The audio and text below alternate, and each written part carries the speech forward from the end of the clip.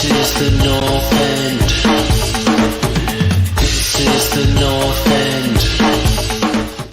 Hello and welcome to the North End YouTube channel. I'm Brian Ireland. I'm your host for today. I want to welcome, first of all, the one and only Mr. David Gondry. Second of all, JP California. And third of all, and last but not least, Stan, CPFC, Toronto.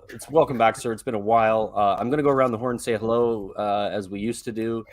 We're kind of going back to some old school stuff here with me hosting, and it's how I like to roll. Connie, good to see you, mate. It's been ages to having done this properly in a while.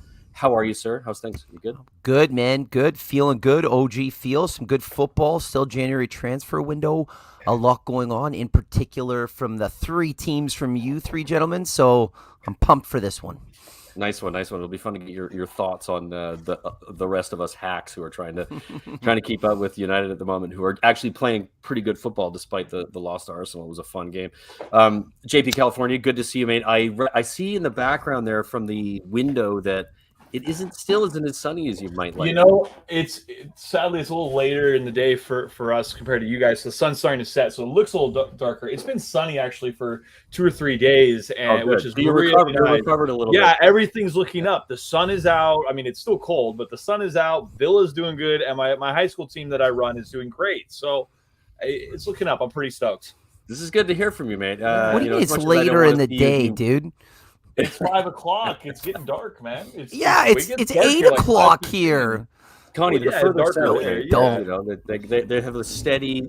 We haven't gotten 70 degrees though in like a month and a half, so I'm like all my winter clothes are out, which is like 4 blankets and 2 jackets, and that's it. So it's been hard. Anyways, we've had enough. I was trying to. I have zero sympathy for that. Sympathy for you whatsoever. And on 0.0 0.0 care factor. Stan, welcome back to the channel. Always a pleasure to have you on here to talk about Palace and just to have you on talk about football. How's life treating you? How you doing, man? You good? Yeah, good. Can't complain, really. You guys good? Fantastic. Awesome. Good to have you back, man. Yeah, it's great to be back. We're going to do a bunch of stuff in order, and we're going to save Crystal Palace stuff towards the end because I feel like it's not a lot of opportunity for us to discuss other clubs. So we're going to do a bit of Villa, we're going to do a bit of Palace, we're going to save you for the end, and of course, Connie's going to shut his mouth about United for a bit. We are going to talk about Spurs because there's been a lot going on there, but I'm going to let you guys dictate that conversation a little bit, and I'll try to answer the conversation. Connie, United come good again, yeah? I think you know what, man. It's the reality is it's a slowly but surely, but it looks like the road is up. But Rome was never built in a day, right? So it takes time, but it looks like we're trending. So patience required. Yeah, just Connie, before we do discount United completely for the rest of the evening, because we will do that in the near future. United do look good. That game against Arsenal was an incredible football match, especially from I want to say I'm neutral, but I wasn't. I was cheering for United desperately. What a performance, I think, from United, despite not getting the result. No, it was good. They played well, but you could see that last 20 minutes. That's the Arsenal are at that level. The United are trying to get to, and when you play a team that is playing as well as Arsenal is, we saw it with City earlier in the season. If you shut off at all, they'll punish you. And United lost focus, shut off a couple times, and they were punished. And Arsenal got the 3 points. And when it's happened previous, the nice thing about this for United, and it's the last thing I'll say, we've used it as a tool to learn and build on and move forward, which is really my takeaway. Is I'm a big fan of this manager. I think he's doing good things. And if you saw the interview of him after the game, he was livid. He just was not happy with the focus, the lack of mistakes. I mean, it's what you want. It's a winning mentality. So, yeah, I mean, very happy. I mean, you guys know the beginning of this season, I want to top this. A lot of people are like, no chance. I think we do have a chance, but boys, plenty of football to play. We're only halfway through. So we'll see. A lot of things could change, but happy with where we're at. For sure. And so let's speak about winning mentality, because I think there's something that's happened to a club that we're going to talk about, and specifically JP is going to talk about, is Aston Villa and their winning mentality and their manager's winning mentality and what he's brought to this club, which is incredibly impressive. I don't know exactly where this comes from. Is that coming up on you guys see that image properly, or does that look funny to you? I just have the bar at the bottom. No. Okay, so something's happened that's odd there. Let's go. There we go. Oh, there we go. There we go.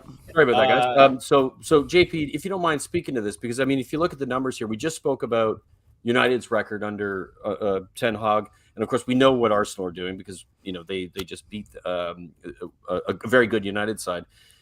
JP, Unai Emery has come in and transformed. He's transformed is a loaded word, generally speaking. No. But you have to say it here in this case. This is 100%. a dramatic it's fitting between where you were and where you are now. Give us some details on it. And quickly, I'm just going to throw up another this form is just chart. a form table, right? When you look at who are the top two teams form wise, and of course you can throw United in there as fourth, but Villa just under the best team in the league currently, Arsenal. JP, tell us what's going on. How buzzing are you at the moment? First off, I'm over the moon. I do want to give a shout out to our boy Chris watching again. I don't know if we can get you in again, Chris. We got a pretty tight schedule today, but we love having you here, and we will definitely try to reach out and give us some. Stay in. Keep giving us some stuff because we'll post some stuff up to talk about when it comes down to the Lampard sacking. Back to Villa. Villa's second in the form chart. We are 16 points out of 21 available. That is 5 wins, a tie, and a loss, and that loss is only to Liverpool. We're looking really good. I'm really stoked with what I see with Villa. And honestly, that tie should have been a win because in the last minute of the game, our forward dribbled their keeper and then shot wide off balance. Watkins? Who was it? No, it was Leon Bailey. Bailey. He had been played through by Danny Ings. The ball's coming over the top. He touches it around the goalkeeper who came out. And then on his right foot, his weaker foot, off balance, he hits it and he side nets it instead of puts it in the goal. We would have been probably either still tied with Arsenal on form chart. We would have been right above Arsenal on the form chart. We would have been insane. This form is unreal. And the crazy thing is Unai Emery, not only has he solidified the defense, he's made our midfield transition quicker. He's also got Oli Watkins chipping in. He has 2 goals and 2 assists in the last 4 games.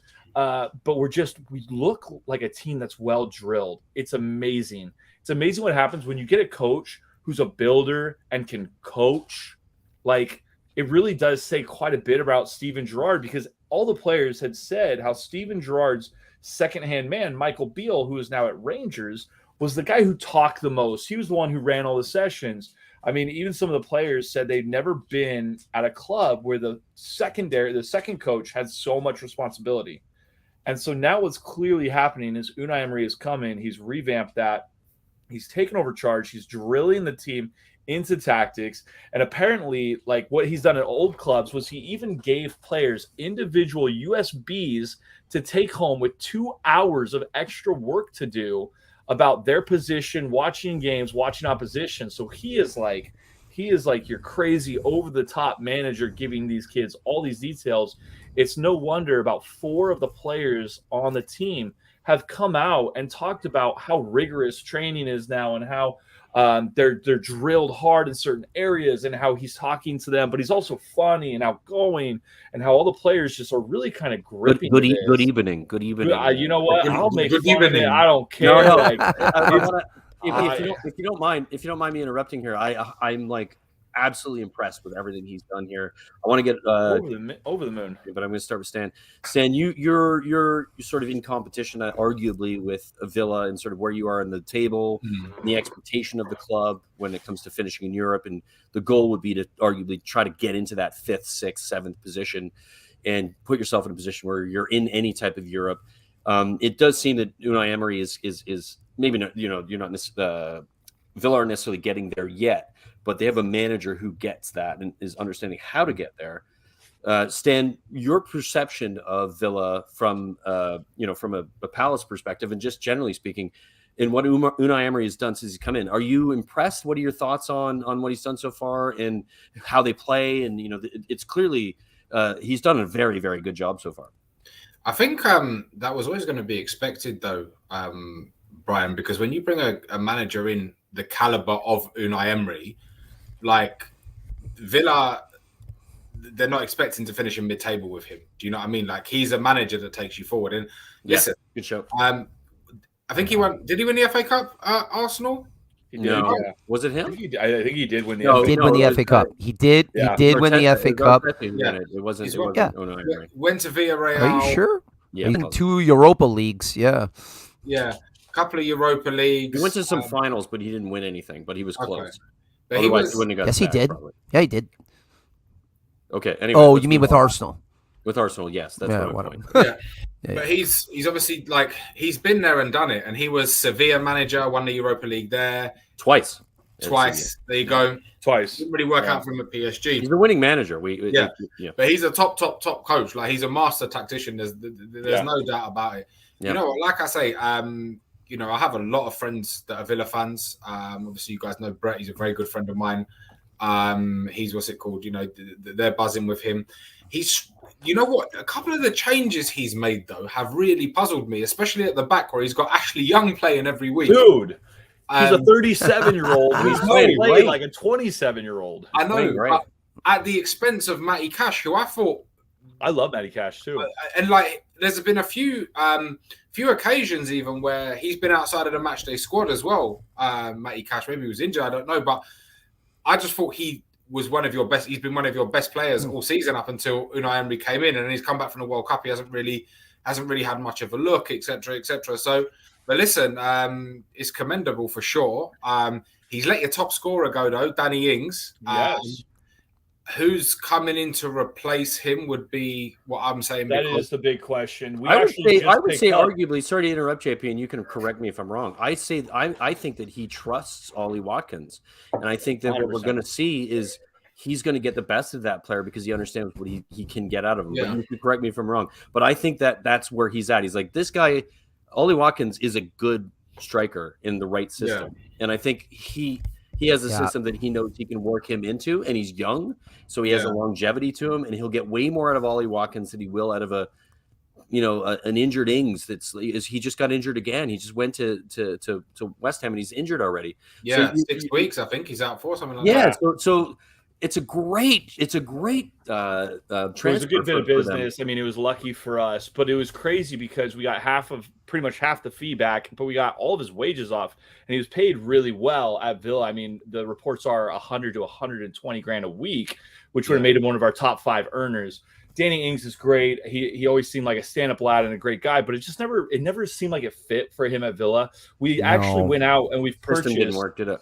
Yeah, we went out and purchased a 19-year-old from Chicago Fire, who's one of the up-and-coming kids. He's like 6'2" from Colombia, but I don't see him as an instant player. I still think we are going to go and play. We actually supposedly this morning had a bid for 45 million put in to Atletico Bilbao or Sevilla, one of the top Spanish teams for this 19-year-old phenom winger that they have over there, and I'm blanking on the name in my head, but it seems like not only is the owner trusting Unai Emery, but the club is just backing him 110%. We bought a brand new left back and have dropped Luka Dean. So JP, just to, I mean, we could go on about this quite a bit. I don't mean to interrupt rudely in any way, but if you look at what's happened with the current team who's winning the league in Arsenal, is that they took up time, they brought in some players didn't work, they got rid of them, even whatever the cost was, and if you give them enough time,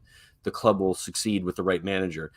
I see what I'm seeing currently with Villa right now with Unai Emery in that scenario. If they back him properly, which is what it sounds like they're doing, they have potential to get into that position of potentially fighting for Europe.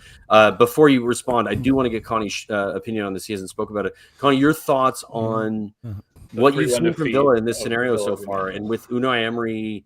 You know, he managed Villa previously, but he's been in the Premier League. But I think there's a bit of more of a free reign here. There's a trust that he's being given, and that's shown on the pitch. So, what are your thoughts on it so far? I'm not going to pretend to be super close to it. Like, I've seen the numbers, I've seen the results, and it's more so. I do have a couple of questions for JP because I do think it's interesting. Sure. Is there particular players in the squad, without saying he's gotten more out of everybody? Has there been squad players that haven't, like, as far as starting 11s, has there been certain players playing more, and who's he getting more out of? Are they starting before under Gerrard that aren't seeing? You know, I know Matty Cash. I was with Stan, but I think, you know, Ashley Young was making his way into the lineup earlier in the season. But what I know is who's playing better, playing as well. Who's buying in, who's not, and then again, and then finally, what position do you think you need the most at the end of the window? Good question. Oh, Good I know question. That's a good bit of a question. trick. First off, I think my defense, the Villa defense, is really solidified. Apparently, they work on keeping their defensive line really tight. But like Ezri Konsa and Tyrone Mings, as well as our two holding mids that are playing together, we play like a weird 4-4-2 with two holding mids, and then our two outside mids are played like attacking center mids too, and then two forwards. And so our kind of our center of the field with those two holding, the two center backs, was really solidified. Ezri Konsa is playing obviously getting good. Tyrone Mings is playing amazingly well. And then we also have Kamara, who we picked up from France, and he is just unreal. He would step in. How is he looking? Because we were linked with him. A bunch of teams with him. Everybody's saying this. You'll say, well, Casemiro's the best holding mid in the league, and I'm going to tell you he would be better than Casemiro in Manchester United. I'm not even. Well, you must be drunk. No, dude, that was the dummest thing. It was the dumbest thing you ever said. Casemiro still. But it is a medium business. Every Villa fan. JP, stop it. You guys, if you guys had him, you guys. You're having a laugh.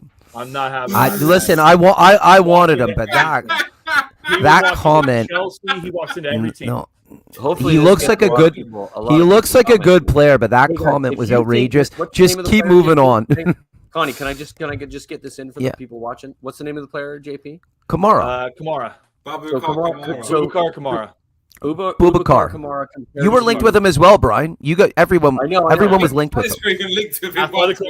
Get in the comments, folks. Tell us what you think about the comparison between those two players. And is JP absolutely crazy? And or does he have a point? You better hope this don't get clipped.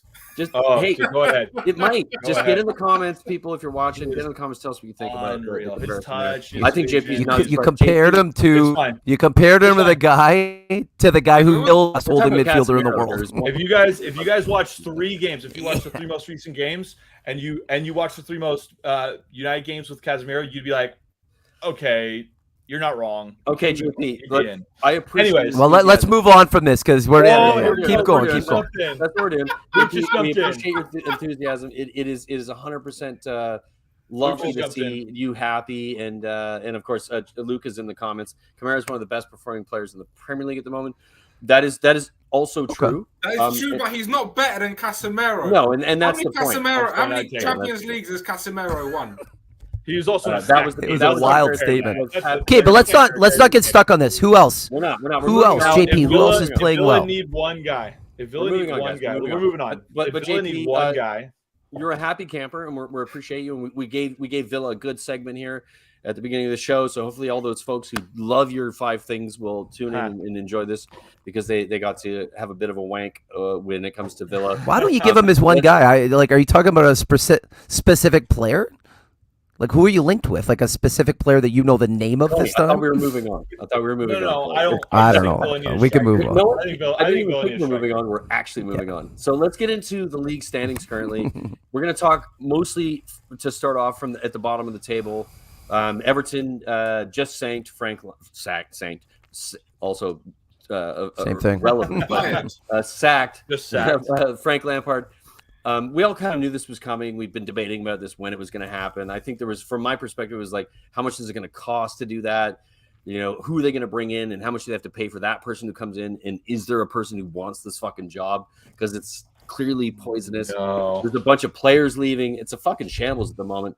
Let's talk about it a little bit. For sale, he came out today and said that he wants to sell the club. It's a mess. It's an absolute mess right now. When it comes to this club, Everton, they bought us. They're building a new stadium. Connie, I want to start with you. Your thoughts on the sacking of Frank Lampard? Who would replace him, and are they going down? Like it literally, that is the scenario that they're in right now. It is such a shit show. Everton are an absolute mess. They're in 18th place or 19th place currently. Your thoughts on Everton, the sacking of Frank Lampard, and where do they go from here? Yeah, I do have a couple of thoughts on this. I'm going to try to go quick here because sacking of Frank, absolutely. And I think what we've learned, and Stevie G was mentioned earlier, just because you were a phenomenal football player in the Premier League, it doesn't mean that you're going to be a good manager. He's shown on numerous occasions now that he's not a good manager. Not to say he might not be in one, but right now, no, wasn't fit for the job. Raised a lot of eyebrows when itself.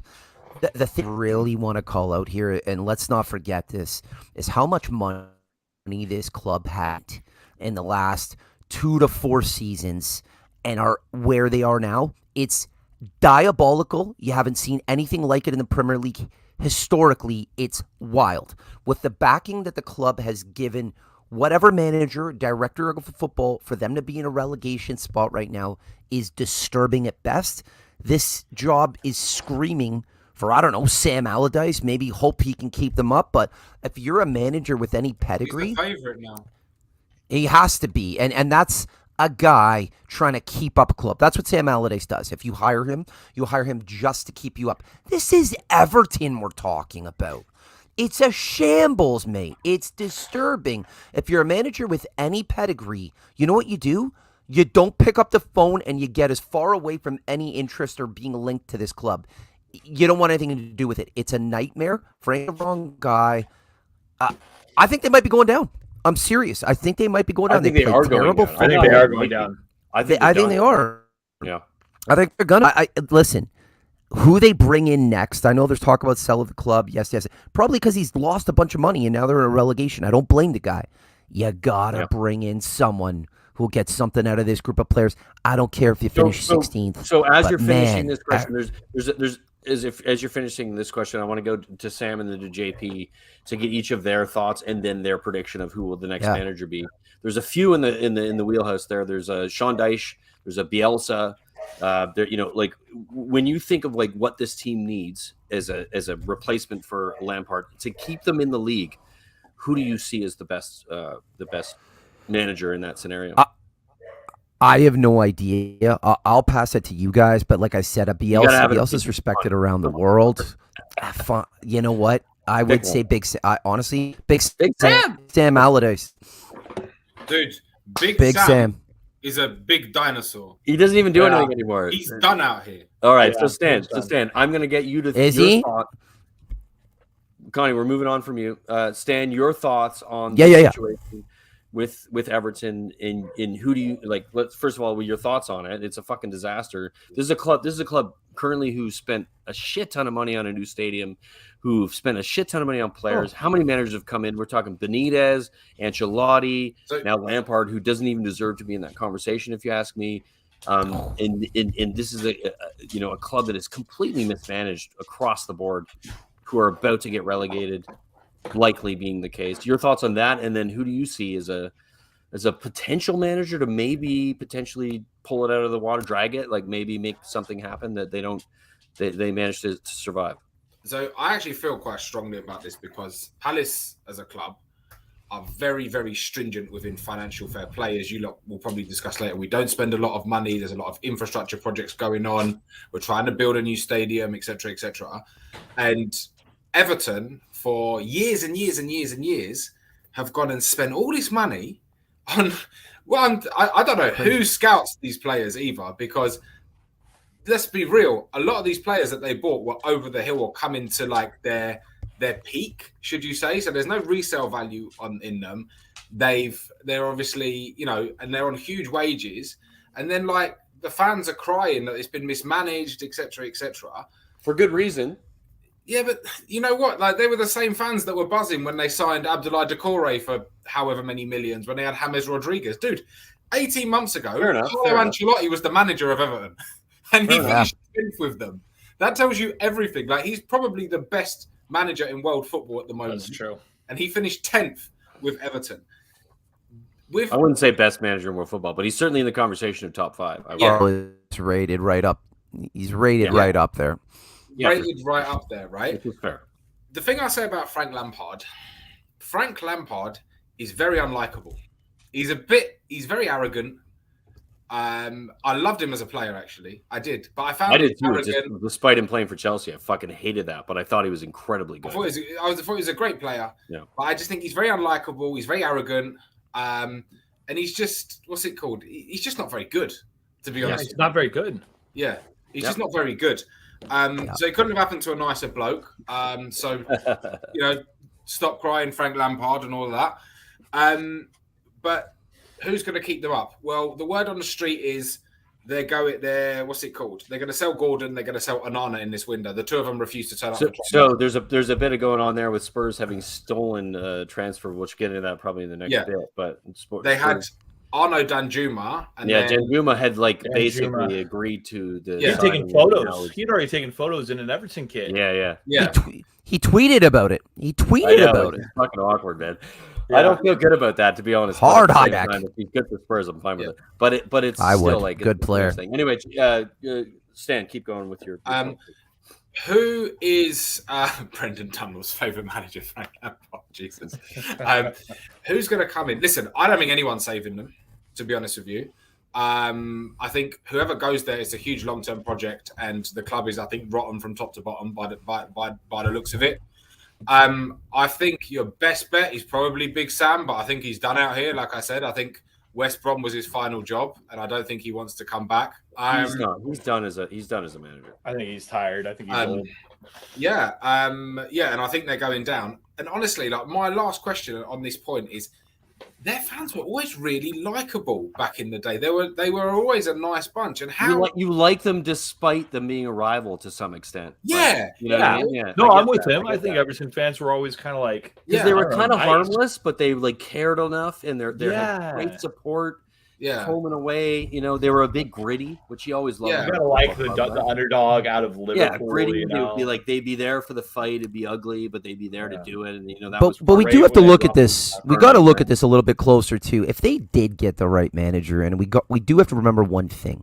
There is a lot of football left in the season. So again, half the season left. Yeah, we're only half. Yes, so we're talking 2 points adrift. I think 3. They're 19. And they're in 19th. It's like 3 points. 3 points. Okay. So it's crazy. Anything can happen if something. Exactly. The right manager. So. But that's what I mean. They could still do a turnaround. But man, imagine Everton getting relegated. So the appointment that we are discussing, we don't know who it is. It's gonna be critical. And again, if you're bringing a guy in, and imagine you're that manager, and they're like, "Yeah, come on." Selling Gordon, we could Danjuma. Like, you got to keep hold of Gordon. You got to keep hold of everyone. And unfortunately, you got to go out and try to buy a couple of players because you gotta do everything you can. The idea of them getting relegated. You got no money. Yeah, for sure. So guys, before we move on to the next subject, I want to keep things rolling a little bit here. I want to get JP's thoughts on this because I've gotten to you guys first. Yeah, JP, your thoughts on Everton and the situation that they're in. Do you think or see who's coming in? It's not happening. No, but who's the manager? I agree. I think the only manager that should actually touch the job, and you guys are going to be like, what? Wayne Rooney. He's not there yet. Mate. It's the only guy they can get. Not staying at DC. He's got. He's the only guy they can get. You honestly think Sam Dyche is going to jump at that job? Sean Dyche. Sean Dyche. Sean Dyche should pass. You're so American. Bielsa should pass. Whatever. Here's the problem. I'm the only fan on here that's been a recent team that's gone down. Villa stank. They were bad, and it was everything else around Villa was bad. It was the ownership was bad. It was the fan base in turn. It was all of it. Everton are the same thing. Rotten to the core. Everything. It's rotten. They need to go down. They need to go down. They need to get rid of everybody. They need to wipe it, and they need to just give the best manager quickly before. Sorry, Stan. I want to get your thoughts on this, but quickly to your point, JP. Out of the managers that are available, is there any manager that keeps them up? And then Stan, your thoughts on Sean Dyche, maybe Dino, Dean Smith, Villa's ex-manager. No. So there's a maybe, nothing that's particular. Maybe. I just don't There's think definitely a maybe, guys. Definitely a maybe. They're not buried. But you need something special in this moment. A new voice. A new voice. It's not Frank is going to go a long way. They beat Palace, so they can't be that bad. They haven't won. We're going to get to that later on. Yeah. But They're bad. no, what I'm saying is, I think that you're saying, JP, that they need relegation. Like they don't, because it's financially catastrophic. I get that. They need to get They need to get rid of this team and get a brand new team in like. But you know what? Who's going to get rid? Like, so they've got players. Well, not 2 or 3 years. In like the next 2 months. Yeah, guys, like, listen now. This season now, or they've got players. Yeah, they need a new owner. They've got they need players. They need a manager who can manage this owners. Who do you think is going to take them? I don't know, man. That's what I'm saying. Nobody wants them. This is the reason I asked, like, who comes in and can potentially save. You can still. Here's the thing. You can still sell a lot of these guys. Pickford, it's a hard Cody, one. No. Holgate, We're not talking about selling people. You got 6 days left in the transfer window. None of that's going to happen in that window. You have to take the players that exist within the club. 2 players being sold. Hear me out. You have to take the current players who are in the clubs now and turn that system or those players into a system that is going to get them out of relegation. What manager has the ability to do that? Maybe in world football that we know of right now. Players. Maybe Sean Dyche because of their I think Sean Dyche is the only one that might have the cojones to try it. To even try it. I don't even think he's going to get it. He might not want to attach himself to this. So, Brian, we've talked a lot about Everton. They're in a mess. It's a fucking disaster. It's down. Fun to watch because it's not my club. Oh, wait a minute. Wait a minute. Wait a minute. Let's get into Tottenham. I mean, you're not in the bottom three. Much of a mess. We're not as much of a mess. I recognize it as Everton, but it is a mess. You know, we've got Paratici, who's been about to get charged, who might not be able to fucking do his job in the next little bit. We got Conte, who has had 3 of his best friends die in the last little bit of time. We've got Harry Kane, who just equaled Greavesy's record, his 266 goals, but hasn't won a fucking thing, who deserves to win a thing. And we've got a fan base who are split very much, a Levy out or Levy in, or just like, I don't care. It's a bit of a mess. I don't want to talk I'm sort of framing it as much as I possibly can, but I want your guys' questions or thoughts on it. So I'm going to start with you. I'm going to start with you, Stan, as another London club supporting fan. Your perception of what you're seeing at Spurs, is it drama? Are we being fucking ridiculous?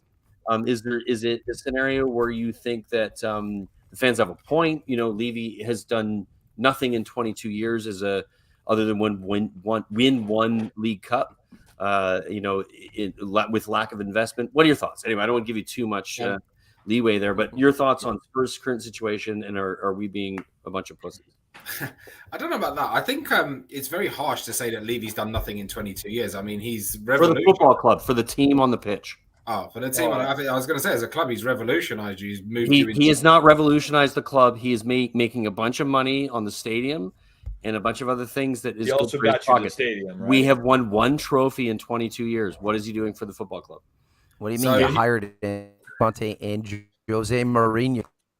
Yeah, and won nothing. He's burnt through a few managers. I think he made a mistake getting rid of Pochettino. Yeah, personally, I think if he'd have stuck with Poch, biggest mistake he made for sure. Yeah, I think if he'd have stuck with Poch, you might have actually won something by now, or come very, very, very close to it. Well, we did come very close. We got to the Champions League final. That's what I'm saying.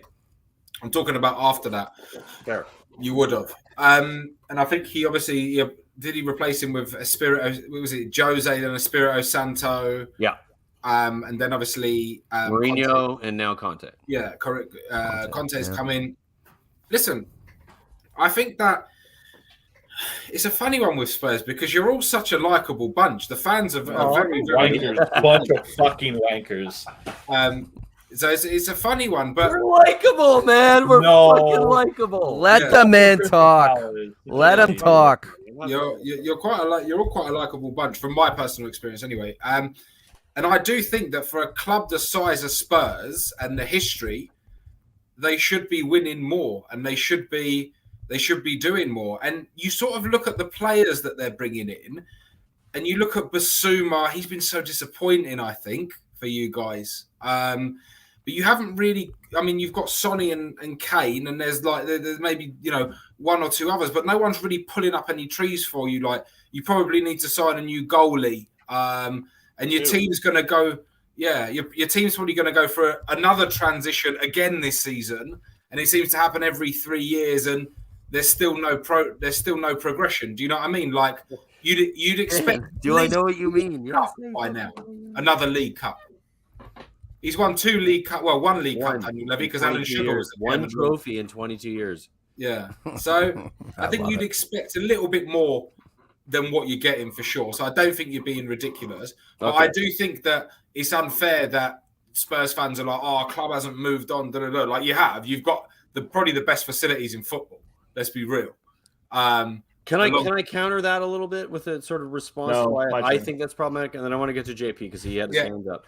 So the reason I think that 100%, and for me, as a fan who's always trying to be positive about what I see as a supporter of my club, Levy and Co. and you know the board have done a really good job in building a stadium and building a training ground and making it look like what's good for Spurs is all of these different things, but is not been good on the pitch.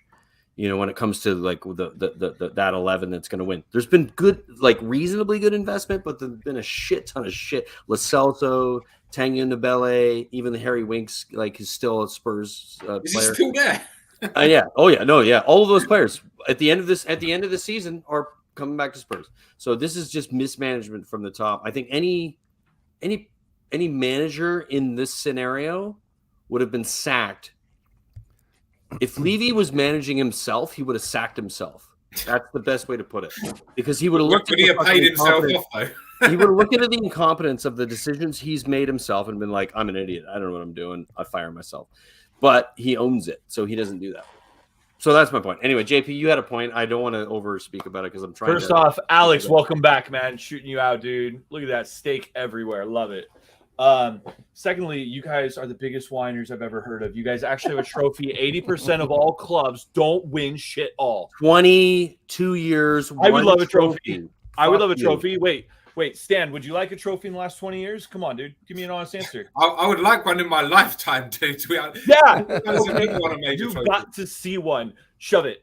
You're in top 4 regularly. Shove it. You have a brand new stadium with state-of-the-art stuff. Shove it. You have the best striker in the EPL. Shove it. Like, I'm sorry. Whoa, hold on a second. I'll finish your point here. Hold on. Why can't they want more than that? Why can't they want to ascend to like City and Liverpool? Like, and this can't be. And I get where you're coming from, JP. This can't be. I support Villa, and then I support Crystal Palace.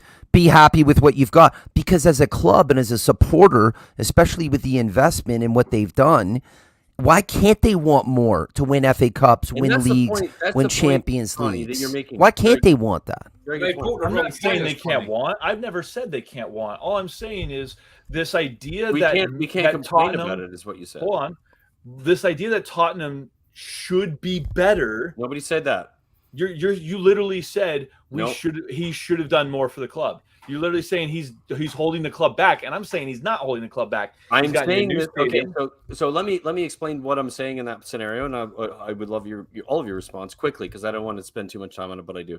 So the reality of it is that Spurs have been they're owned by an investment firm. ENIC is an investment firm. Their goal 100%. Is to make money off of it. They built a beautiful new stadium for the club, which is also an NFL stadium, which is also a stadium that is it wrong for them to spend which is supposed to bring back money back into the first team. It absolutely hasn't. It just has not done that. They have said one thing. Did they put that in a document? Let me finish. They've said one thing and they've done another. This is why Spurs fans are annoyed. It isn't that we don't love the fact that there's investment putting into the club and that it's good for the club and that it's good for the neighborhood, because it's really good for Tottenham. Tottenham Hale right now is doing really well with it because a bunch of people have jobs and stuff, but it has not been reinvested into the first team. It's always skimpy. It's always like, well, maybe we'll do this, maybe we'll do that. And if you're a football fan and what you care about is not Lady Gaga on the fucking weekend or NFL on the other weekend, is the football team winning shit because we have the ability to do it, and the ownership is not buying into that. That's the thing that we have a problem with. I know that sounds whingy, but if that's the scenario that you've been told, you've been said, this is what's going to happen when we do this, and then that isn't what's happened, you're going to be pissed off. That's where we are. We're annoyed that you've said you're going to get this, and this, and all the money's going to go back into the club, and instead it's gone into their pockets. That's the issue. I know that's like weird but to when hear. did they tell you that? When did they tell you that? Yeah, when did they tell you that? Was there an actual post that said 80% when were you of all told revenue? that? We've been like, oh, well, No, but hold on a second. Hold on. Give me a minute. I have a couple of questions here. Sure, go please. And here's the thing. They when you go out and get managers like Jose Mourinho and Antonio Conte, here's the thing. They're not fucking cheap. They cost a lot of money. You typically buy them because you want to win. Now, would I say Jose was backed? No, but I don't think Jose. Listen, going into this season, everyone on fucking Sky Sports, everyone on Twitter, everyone here was less money than usual. Oh, we're fine with me. Spurs spent a lot of money.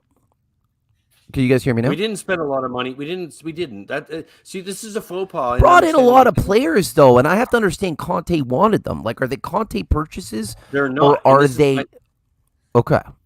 This is my point. I'm going to end this because we could talk Spurs all night, and of course I'm hosting, so I'll allow it. But in this point, I'm going to try to cut it off slightly. I have a few more items on Spurs.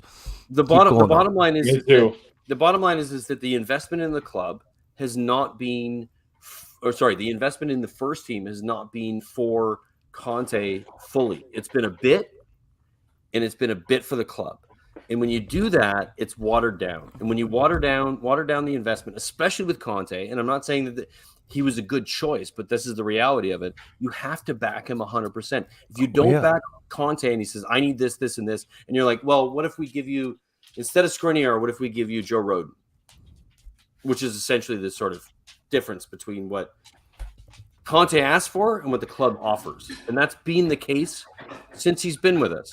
And he's come out and said it. I am not saying this. I'm not making it up. Conte has said, when I'm backed or when you give me the things I want, this is what will happen. And that is evidential. So there's no reason to argue it. This is the problem we have as supporters. We're dying for him to get fucking backed properly. Give him the money, give him the players he wants. If that fails, then Levy has a point. If it fucking succeeds, which it likely will, because that's what Conte does, then we'll all sit back here and go like, "Ooh, we won a fucking League Cup or an FA Cup, or we got into the fucking Champions League final or whatever." At least there was an effort to get there. But it's the same shit over and over again. This is why we're annoyed. I know it sounds like we're a bunch of fucking privileged pricks, and I get that because of all the other things that have happened. I know JP's sitting there going like, "You're a bunch of privileged pricks." No, I got something to follow up. I completely get. So JP, you finish it, and then Stan, if you have anything to say, give me one more. Give me one more, and then Stan as well. Go ahead, JP. Levy might be the most he's the most dislikable guy in the fucking world, and he's sleazy and creamy. He's weird, dude. But here's the big thing. You brought in a great young manager who turned out to be one of the best managers in the world. Then you brought in one of the best managers in the world in Jose Mourinho. Then you brought in the second best manager in the world in Antonio Conte, who spent $170 million. He did not spend $170 million. Well, let me finish. I know, but you can't say that without me correcting you. He's saying that. Look at the JP, number. No, I understand what you're saying, JP. But he's saying that what Brian's saying is the club spent and it wasn't all his decisions, right, Brian? $100 million. Like the club spent that money. The rest of it was for Conte. That's the problem. It was two different people buying for two different reasons. Not everybody doing it for the same reason. That's the reason why it's problematic. That's the reason why we're all complaining. Back the fucking manager, buy the players he wants, get rid of the fucking rest of them who've been here since Poch left. We have 8 players in our starting 11, or at least in our starting 15, that are still at Spurs. Dyer, Davies, Sanchez, Lloris. You could go across the board. If you look at Arsenal right now, 2 players from 3 years ago, and they're top of the league. That's the difference in mentality. And that's the reason why we're fucked. Do you want Phil Jones? Cheaper. I can lend you Phil. I can loan you Phil Jones in January if you want. Well, so you get it, Dave. What I'm talking about. You can't get rid of a whole team every time a coach doesn't work out. Yes, you can. You can't. You can't afford it. I'm sorry. This isn't. You aren't Man City. Liverpool's done it. Man United. City do it. And currently we're watching. We've done it. We're watching Man United do it. You're not talking about the upper echelons of the league. Yeah, like it's literally how you win shit. That's the bottom fucking line. But we do have to admit. No, Stan's right. But we do have to admit, in the last 5 to 7 years, Tottenham have ascended into that top 6, top third and fourth. forth. I think what he's saying is fair, though, right? Like, if you bring in the big gun and Antonio Conte, one thing we all know about him, he's not a project guy. He's win now, right? But I also think shame on Conte because he should have known and read the tea leaves. I'm not fully going to get backed in a league where there's fucking Manchester City, Liverpool. Like, I think, like, I don't know what the financial package is, but I think he should have looked at and said, this is definitely not for me because I can't do my thing. Like, he's a title winning guy, right? And maybe he was lied to. Maybe he was lied to by Levy. But if you was fibbed to, and I think Paratici, because they're buddies, and from the combo, how dodgy that fucking situation is, that he bought into a bad idea, and that's the reality we're in. So I do want to bring it full circle. No. I know. I don't know, but we got to finish off properly on Spurs. Okay, so we've heard the comments. We've heard from Gianluca. The comment will come out that Conte will leave. Knowing Conte. This is a very important question, Brian. Knowing Conte, we've all seen it in the Premier League, guys. We've seen it in world football. Are we, depending on how the January window ends, they've just signed Dan Juma. I think it's a great signing. Regardless how the window ends, Brian, is there a concern where Conte goes into blow this thing up as soon as possible, prams out the window? We know the post-game press conferences. We've seen it at Chelsea, basically putting Spurs into a position where this guy's just baiting us every week. He's trolling us to the point where Levy's just going to be like, fuck, he's going into Conte mode. I got to let him go now. Is there a concern? I do want to hear from you on this because we've seen it before. We know what he does. Do you see it going that route? I do. So I think, and that's a good question, and I recognize that. That's why I wanted you guys to ask it. So I'm going to answer it, and I think there's a good reason why I think it's quite different than usual because of his specific personal circumstances. He's lost 3 very good friends that have died in the last 3 months, and so he's going through emotional shit that is not something he emotionally normally deals with. We know he's an emotional guy. Clearly, he responds to football that way. He responds to his life. We love that about him. Yeah, of course, that's what makes him interesting and fun and all those things. But he's struggling with that. His family lives in Italy. He's rethinking about how he sees about family and life. He's lost 3 very important people in his life, people that he's cared about at a level that you like family, your mother, your father, your cousins, your uncles, your brothers, all of those things that you care about.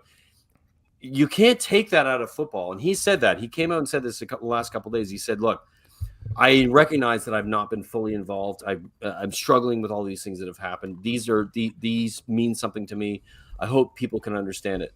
I'm paraphrasing, of course. I don't think he said it that specifically, but it was bringing that to the forefront that he's going through things in the vein of that, affecting the way the team are responding to him because he's not necessarily being able to get his point across the way he normally would. So there's a bunch of shit going on there at the same time as he's fucking managing Spurs, which in itself is that. So he's got all of that family bullshit with all of that Spurs bullshit all at the same time, and it's a struggle. And so I don't know if there's my answer is one way or the other. I just think that Antonio Conte, there's a chance that could go 2 different ways. And I think today, or at least the response against Fulham and what he said before they went and played Fulham, what he said to them in a speech, which I don't know, maybe you guys, because you don't follow Spurs, you wouldn't know. He came out and he had this really specific sort of conversation with his players and said, "Listen, guys, what we did last season to get to the 4th place, to beat Arsenal, to finish in the place we did, I don't see that anymore. I'm not seeing that energy, that guts, that the reason to win, and I don't know why. And I'm going to take some responsibility for it for myself because of what I'm going through. What I expect you to live to play at this level, and you haven't done this season, or at least in the last 3 or 4 weeks. And I need you to play at that level, despite me not being able to get you to play there from my own sort of way of doing it."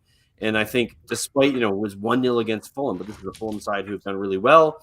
We were resolute defensively. The team looked like a team, despite not playing very well, but looked like a team. And so maybe it's a turning point. I'm not suggesting it is a turning point, but there's a potential for it. And I think you have to take that into account. There's a human side of it. Love him or hate him, think his tactics are good or otherwise. There's a human side to what he's doing that we have to take into account. And I think that maybe the players will respond to that humanity and get to the level that was the team that got to that fourth place that shouldn't have last season. Paul Forrest sums it up for me. We'll see. All right, whatever. I don't even know what that means for trophy team. Maybe. But also, too, one thing I think we should have commented, too, Sonny having an off season, which is a huge thing for Spurs. Right now. Massive. Like, Sonny and Kane, they're the heartbeat of that team. So, Sonny's off, which is a huge difference. As we've said it a bunch of times, halfway through the season, wouldn't be surprised me at all if they turned it around. We'll see.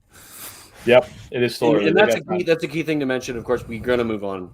It is halfway through the season. We are certainly like the end of January. There's another London club I want to hear about. When we're going to do that, but we're arguably and just to finish that, to wrap that up, we're only in. You're in fifth. You're not that bad. Halfway through the season. And you're in fifth. We're in fifth. You should finish fifth and be happy. You guys have a game in him. Finish fifth, be happy. All is not bad. All is not lost. All right, so we've got a wonderful, wonderful guest with us here. The one and only Stan from CPFC Toronto, and thank you for being patient listening to me yammer on about fucking Spurs. We're only 50 minutes in, so you got a good 15-20 minutes to talk about Crystal Palace. Jesus, like everyone's logging off now. No one wants to listen to this.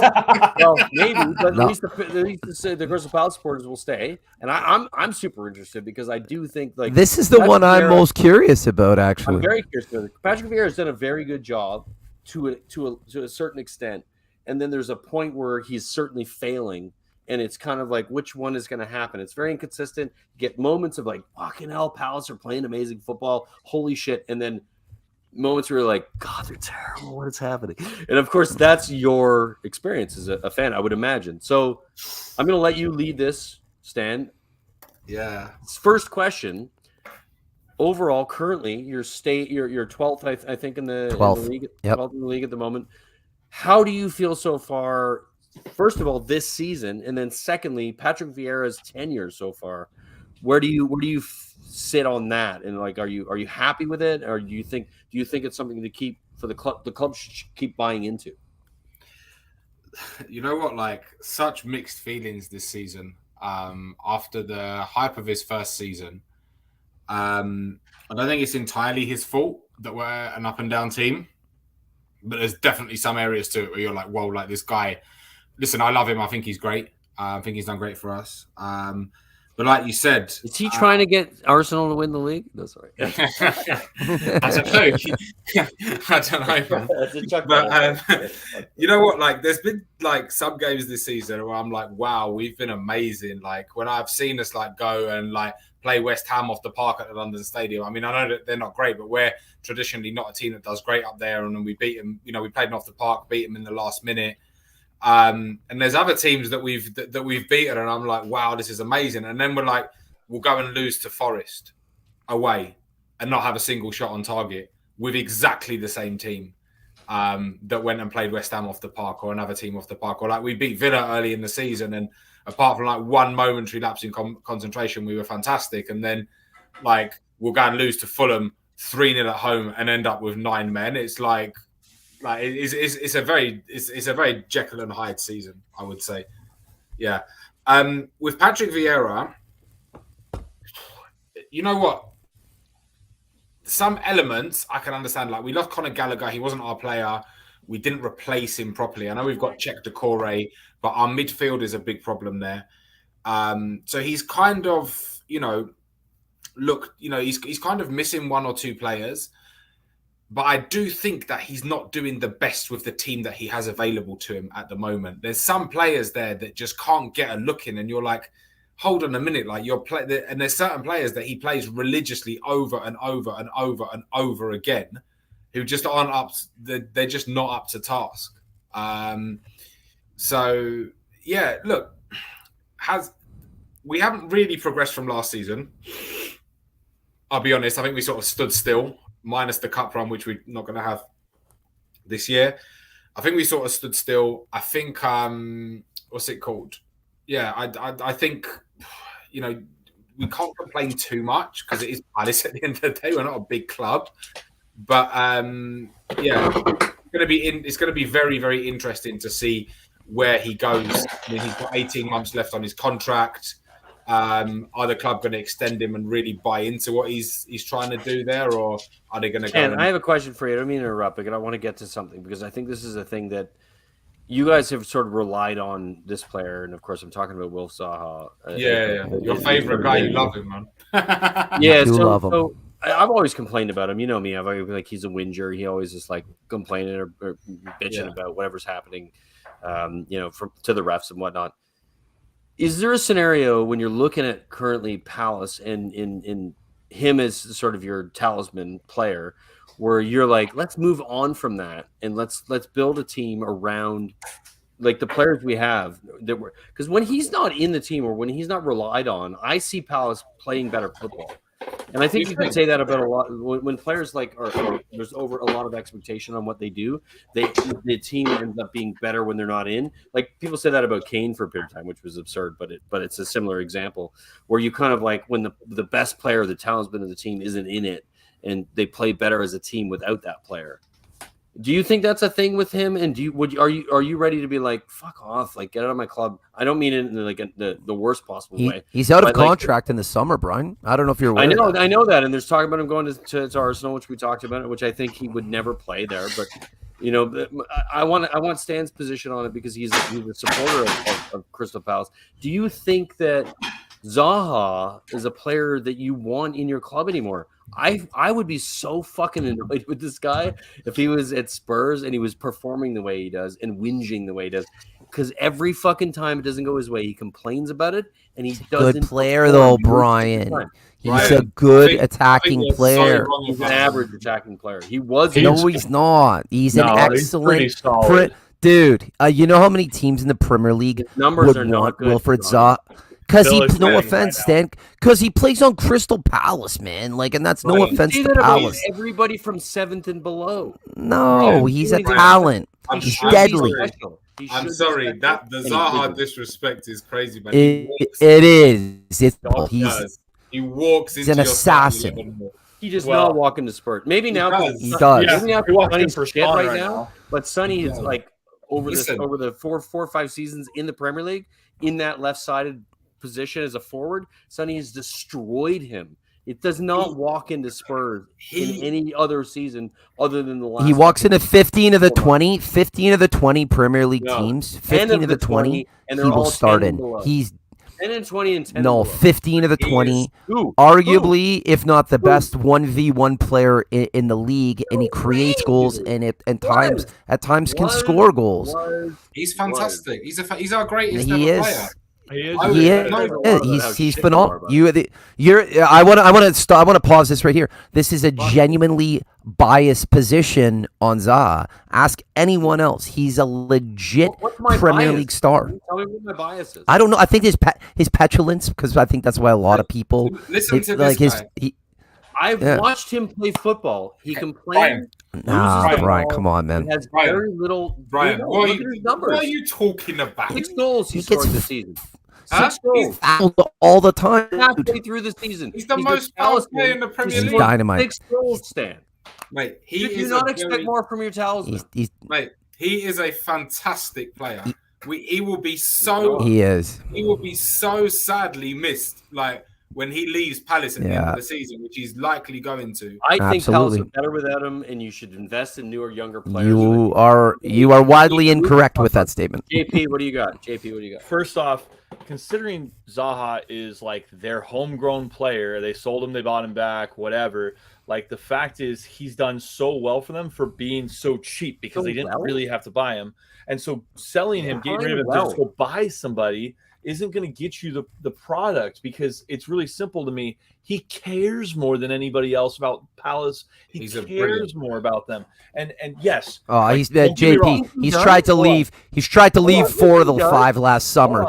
He's tried to leave 4 of the last 5 summers. Honey, please correct that. Excuse me, guys. I had to use the facilities. I'll be back. Hold on. No, it's been more than once, Stan. There's a couple seasons he tried to float it. There was once when Everton came in for him. He wanted to go to Arsenal. There was that, but apart from that, he's been fine. He's been a talisman for you guys. Here's the thing: if I love him. If he whinges. He's terrible in a game, but man, he's effective. He gets all the fouls. He scores some goals. He's had double digits for 2 of the last 4 years. He's constantly probably on one of the highest goal scorers for Crystal Palace. He's good. Let me tell you this. Like Brian saying he's whinges. Fantastic. You said he whinges. Does Bruno Fernandes, when he plays for Man United, I hate them both. Is he involved in shithousery, whinging, winding people up, 100%, arguing with the ref? Absolutely. You need that player. Maybe that's why part of the game. I don't like him, but I would take it. I would take Zaha in a second. People hate Bruno, and for the same reason, but you can't separate that from how good the player is. And I don't think we should make it a Zaha thing, because I think that there's a dark cloud. There's a dark cloud around Zaha in the sense where there's probably fear and a likelihood that he leaves. I have a question about Palace and the squad itself. Who have you been impressed with this year, Stan? And what are the positions that you need? And are you guys looking at everyone? I know you said you guys run a tight ship financially. I was very impressed with the Doucouré signing in the summer. Have you been happy with him? Tell me who is thriving the squad, who isn't, and are you linked with anyone, and what positions need filled the most? So Doucouré has been excellent. I think he was a very good acquisition. I think we got him for something like maybe it was 12 or 12 million. Brilliant piece of business. Brilliant piece of business. Yeah. So I think he's been great. I think we'd be absolutely screwed if we didn't have him, to be honest with you. So there is that. I think Chris Richards has been very good recently. Played against United and played and Newcastle. He's been very good. Olise, I like Olise. I'm not saying that he's a new player. He's been there a while, but he's a very, very good player. I mean, he's got his potential is huge. He is a bit hot and cold sometimes, but he's still quite young. My favorite player at the moment is Eze. A lot of fans. He's always your favorite player, Stan. He's always your favorite. He's a brilliant footballer. I love him, man. I think I think he's struggled a little bit the past few games in this different system that Vieira had to play to just stop us losing, really. But the way that he glides with the ball up the field and stuff like that, I think he's. And I had the pleasure of meeting him last year, actually, and he's a super nice guy. So yeah, I love him. Lovely player. What's the contract situation with him? He's on a long-term contract. So yeah, he's on a long-term contract. That's good to see. The 2 centre backs, Anderson and Gay, are very good, I think. I love Anderson, by the way. He's I like Gay a lot. He was at Wolves. He was fantastic. Anderson, what a signing Anderson was. Very good at Palace. A player that I think gets into any Premier League side comfortably. I prefer him over the likes of Dyer or Sanchez in Spurs immediately. I would he's good on the ball, plays the ball well. Yeah. Wonderful player. Yeah, disappointing players. Jean-Philippe Mateta is terrible. Odsonne Edouard has flat. What happened to Edouard? But I don't think he came started off hot. I know, but I don't think Vieira plays to his strengths. He doesn't start him enough. Style tactics, you would say? Yeah, something like that. But I think I don't think he's what's it called? I don't think he's a bad player. I think there's more to come from him. You know what I think Palace's problem is? Up middle. Huh? Sorry? He's a proper 9 though, Edouard. He's a proper striker. You have to play him right up the middle of a 3 if you're gonna, and you got to get him the ball to get goals. I think again, when they're playing well, it's when Zaha and Eze are carrying the ball. Where I think with him, if you played more of a build-up, feeding the ball into him, maybe you'd get more out of him. But I don't know. Can I ask a question on that? Because I think it's a good shout, Connie, and I want to ask Stan about this. From a system perspective, I've noticed that there's a bit of a push and pull as to who should start. I think Eze didn't start, or the guy you were just talking about, your favorite player who scored the free kick. Yeah. Olise. That was Olise. Yeah, that was Olise. Brilliant goal. Also, when he came on in the games that I've watched, he's come on and looked different and dangerous. Yeah. Arguably, from my perspective, and I don't mean to necessarily bring it back too much to Zaha, but what he did for the team seemed to be more interesting and more effective than what Zaha does, because I think that most of the team, when Zaha's on the pitch, push to Zaha, give it to Zaha, give it to Zaha. And that ends up meaning that the other parts of the squad sort of suffer, or the forwards kind of suffer from delivery or getting the ball in the right places that they need to. That's the part of Zaha that I dislike. I think that he's a quality player, but I don't think that the team, and of course it is a team game, and you want to get the best of the players you have.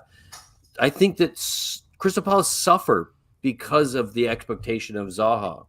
Whereas if they remove that expectation and they went for all of these players are going to be good because of how good they are and how they played it well together, and there's the buildup of that. That's what I would want to see. And I think Zaha is kind of, he's gone. I'm not allowing this. I'm not allowing this. Connie, no. Hear me out. I am, and it doesn't make sense, man. Hear me out when you get up. Like Stan will admit. Give me a sec, Connie. Give me a sec. It Give me a doesn't sec. at least Give me a say sec, I'd Connie. walk. Okay. Okay, don't give me a sec. Keep talking into your bad Go ahead. Broken Wi-Fi. Your Wi-Fi shit. So my point is that I don't think Zaha's a bad player. I think the system and the reliance on him is potentially holding Crystal Palace back from a team perspective. And Stan, you can tell me I'm full of shit or whatever. But I do think that the thing that when you have a player that is so you rely on them so much, and I know this because of Kane, and I know this because of certain other scenarios with Bale and other situations with Spurs. When you rely on them so much, when you remove them, the rest of the team doesn't perform or does perform. And then you go, shit, are we better without that player? And I think that's where you're at with Zaha. Doesn't mean Zaha's a bad player. Doesn't mean I don't rate him. Doesn't mean he's not going to be really good for anybody else he plays for. I think he's 28, 29 or whatever. He's getting on in age. Yeah. But I think Palace, to get further as a team, get further as a club, should not rely on him so much and have him play where you need him, but not make him the focal point. That's my only point. You stand, correct me if I'm wrong, but I think that's an accurate, especially as he gets on in age, an accurate way to sort of look at what he does. He's a great player. I did not say he wasn't, but I think that Palace, if they want to get past 12th or 13th in the league, they need to rethink how they rely on the players they have. I think we're the least reliant on him that we've ever been, because we have got some decent players. I think that's true. I would agree with that. I do genuinely think, though, I think you're wrong, mate. I think we are considerably weaker without him. Really? And I think, there's a guy, Alexander Hilton here. He said if Zaha never existed or played for Palace, they would be a yo-yo team like Bournemouth.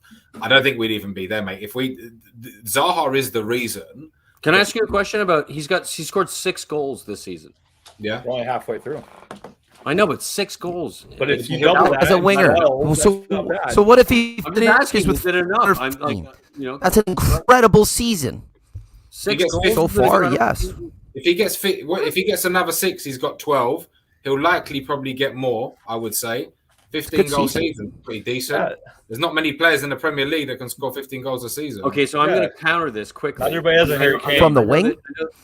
I know that Kane gets slagged all the time. Kane is regularly scoring 15 to 20 goals. I'm just throwing it as an example. Regularly scores 15 to 20 goals a season. Spurs never win anything. We end up finishing 4th or 5th at best. Could you not? Is that not the same argument? Are we not looking at? No, mate. Your Zaha argument is bananas. It's actually disturbing. Brian, let me put it this way. Move on. Let's go back outside of the Premier League. If it wasn't for Zaha, Palace would not have even gone up to the Premier League. I agree with that. Listen, he's the greatest ever player. In fact, I'm not talking about what he did. I'm talking about where he is now. I can't believe that we've kept him there that long. Over the Zaha thing, Brian. You're just wrong. Now? He's got better every year, in my opinion. Is he better than he was now? Dude, he's still playing well. In 18 games? That's better? The Zaha disrespect is the Zaha disrespect is crazy. We're moving on from Zaha. I can't do it anymore. He's a phenomenal player, and you are insane right now. Yeah, he's the greatest. Easily. Because he couldn't hack it. He was young and he was emotional. But as soon as I saw him back at Palace, I think we were linked with him a couple of summers. Like, he's the real deal. He's the real deal. Failed. He was 18 or 19. We had a very good team at the players time. don't fail at 18 or 19. You're looking at A lot of them do. A lot of them do.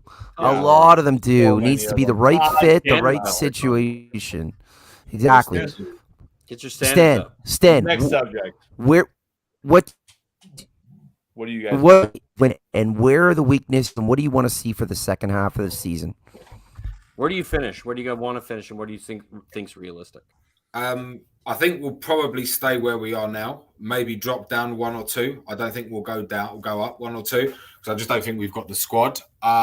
What do I want to see? I want to see the team switched on all the time. Obviously, look, we're not going to win all the games or every game we play, but I feel that we turn up and we're really complacent against some teams, and I want to see I don't want to see that. I want to see like the players giving 150% effort.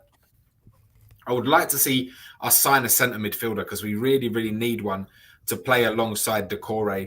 Jeffrey Schlupp is just not doing it. More creative, right? Yeah, someone a bit more creative. James MacArthur has been injured. Miss Gallagher. Really, Gallagher was massive for you guys. He made a difference in that team. Yeah, we really miss him. But Does Elise or Eze play in that spot or no? No, he's a bit further forward. So Eze can play 10. Elise's an out and out No, winger. they're like attack. Okay.